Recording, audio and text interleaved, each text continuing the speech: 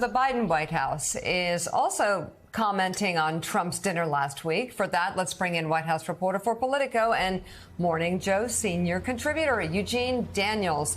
Eugene, great to see you. So what does the White House have to say about this?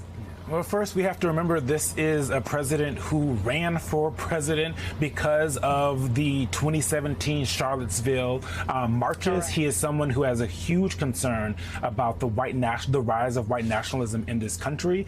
So there's no lack of kind of shock and dismay, but not surprise, I think, in this White House. And coming from the president himself, the reporters asked him over the weekend while he was in Nantucket what he thought. He answered in a very Biden way. Mr. President, what do you think of Donald Trump having dinner with the white nationalists? Yeah, say what you said. What do you think of that, sir? You don't want to hear what I think.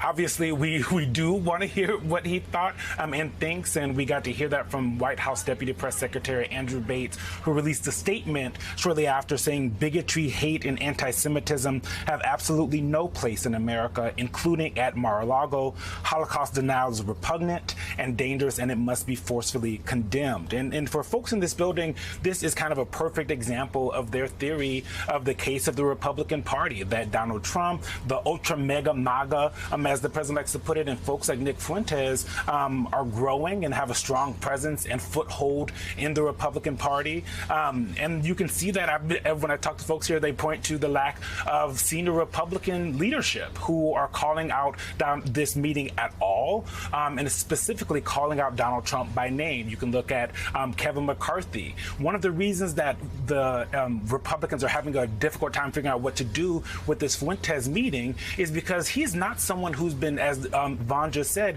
hiding on the sidelines. He's been meeting with Marjorie Taylor Greene. He's been meeting with Paul Gosar and Andy Biggs and these folks, and they didn't say anything then, and so it's unlikely that we're going to hear anything from them now. But the concern from this White House is also largely about the permission structure that is created by folks like this, by them getting a much larger voice, by them getting a much larger platform and meeting with the former president at his home. Because not many people knew who he was before, and that is not the case now.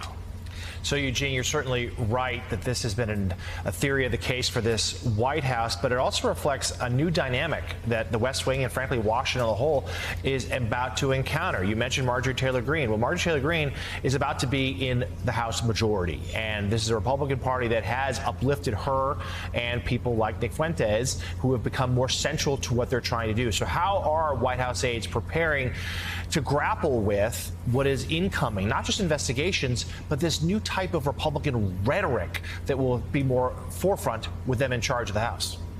I think for the folks that I talk to, they often say that this isn't very new. The difference is the platform, obviously, like you're talking about, Jonathan. But this is a Republican Party that's been doing this for quite a while. Obviously, Biden ran because of this exact same concept that white nationalism was growing and becoming louder in the United States of America. It's like, you know, how people say on Twitter, they're saying the quiet part out loud. And that's been happening a lot more. So you have a White House who is going to be out front. You're going to continue to hear, we had some juggling of the press and communications team earlier this year. You're going to continue to see some of those folks like Andrew Bates, the White House Deputy Press Secretary, calling things out. And they continue to promise that President Biden, as he's done over and over, has been explicit about these things. And then you have to think about how that changes as you go into the 2024 election and how this administration both talks on the politics of this and the concern about what it's doing to the country as the administration that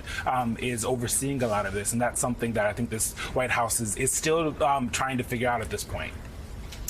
Politico's Eugene Daniels, thank you very much for that report. We turn